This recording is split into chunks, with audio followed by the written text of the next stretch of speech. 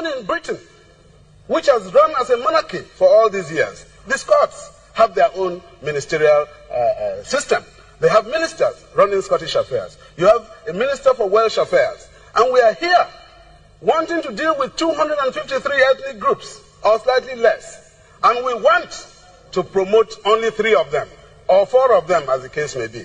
So you will find, in all the ideas that are being put forward now, we want 6 federations. We want 8 federations. What are they saying? Allow the Hausa, the Yoruba, the Igbo to have 1 federation each. Then corral all the other minorities into certain federations. But in a true federation, all ethnic groups are equal, irrespective of size. If you talk of democracy, democracy is about that equality. And if you don't practice it, you are not a Democrat. So, my advice, if we want to keep this country together, we must not accept simplistic solutions. This is a very complex country. If you look at what I want as an Ogoni, carefully, if you look at what the Shekiri want, carefully, if you look at what the Hausa want, carefully, we may be able to save the situation. But if you take simplistic solutions, we are running into a lot of trouble. That is where the regions failed before. And 3 regions failed, 4 regions failed, now people are talking of 6 regions. 20 years after that failure. I submit that it is wrong. I have an idea what we can do. We must seek a formula. Besides, the United Nations itself has been working very seriously over the last 15 years on the question of minorities and of indigenous peoples. There are indigenous peoples in Nigeria. Yesterday I was sitting near a young man. He's a Kanuri, but he's settled in Lafia.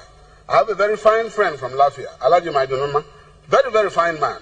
But he's a Kanuri. But he's Turaki of Lafia. Lafia belongs to the Ninzam people. What are the Ninzam people supposed to do? Are they supposed to like it?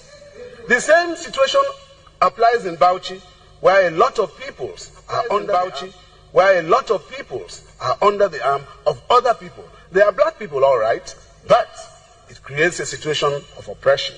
I submit that we have to look at it very carefully. Now, we must seek a formula which allows all ethnic groups in Nigeria to achieve self-determination and self-respect. This matter of self-respect is important.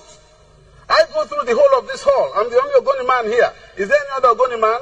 No. You are wearing the wrong clothes, my friend. Now, that creates... He's as tall as you are too. Yes, he is. Sitting down, he's as tall as I am. Now, basically, a country of this nature creates tremendous problems. For some people who never hear their language on radio, on television, and when they go into offices, they don't see anybody who can relate to them. And government today is a question of information.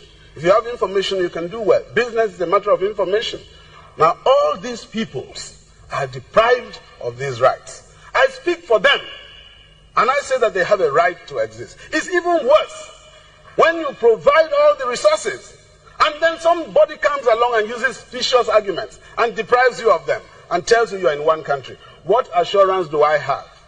What assurance do we have that tomorrow the powerful among us will not just say, look, we don't want anything to do with Nigeria anymore, and they will actually walk away, and we can't stop them. But when we, the small people, want to go away, then they will come and say, look, we have the army. We will get together and we will show you Pepe. No, sir, I don't accept it. Education is how we ensure that our young people can This is not the first time the army has been accused of shooting innocent protesters. And the BET award goes to Davido, Nigeria! What's up, my people?